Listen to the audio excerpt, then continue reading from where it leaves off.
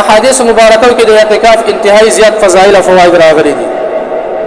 د ترمذی شریف او د مشکات شریف حدیث د رسول الله مبارک فرمایي چې معتکف د اعتکاف په وجه د ګناه نه محفوظ وي. د فرض نیکو اعمالو سلسله چې کوم د هغه جاري کولی شي، لکه یو کس چې هر قسم نیکي کوي. محترمو،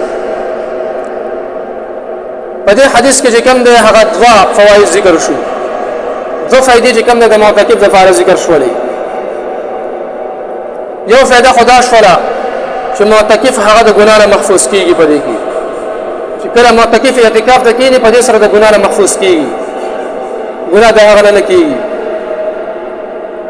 او که دې لږ ځان نور هم کنټرول وساتي، په خپل ځان باندې قابو وساتي، دې چې کوم د دروغ نه هم محفوظ کېدلی شي، او دغه شان د غیبت نه هم محفوظ کېدلی شي، او د نور غلط مجلسونو نه هم محفوظ کېدلی شي. زموږ فائدہ پکې دا محترمو چې د اعتکاف ورته هغه سبب هم ملاويږي کم چې دا نه کوي، یعنی داسې عمل چې هغه دا نه کوي او سبب ورته ملاويږي. یو خو عمل د محترمو چې انسان د قران کریم تلاوت پکې وکړي، ذکر اذکار پکې وکړي، او دغه شان نور ډېر عبادت پکې وکړي، تهجد پکې وکړي، نو په دې خو ورته ثواب ملاويږي.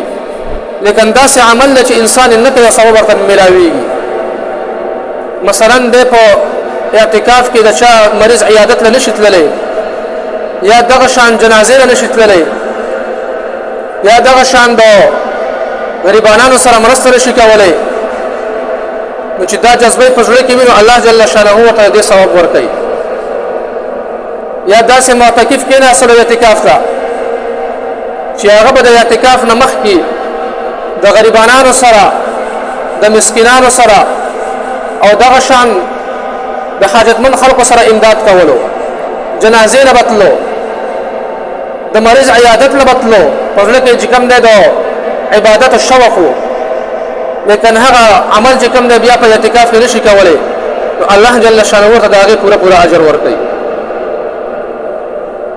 دا چې کوم دی څومره لوی شرافت شو. محترم بل محترم پیغمبر علیه الصلاة والسلام فرمایي چې د اعتکاف د رمضان مبارک په آخري عشره کې اعتکاف کول، دا د دوو عمرو او د دوو حجونو چې کوم دی ثواب لري، او دا هم چې کوم دی څومره لوی اجر دی. محترمو، که موږ او تاسو وګورو، که موږ او تاسو چې کوم دی عمرې وس طاقت نه لرو، د یو حج چې کوم دی وس طاقت نه لرو، او الله جل شانه انسان ته چې کوم دی په دې اعتکاف سره د دوو عمرو د دوو حجونو اجر ورکوي.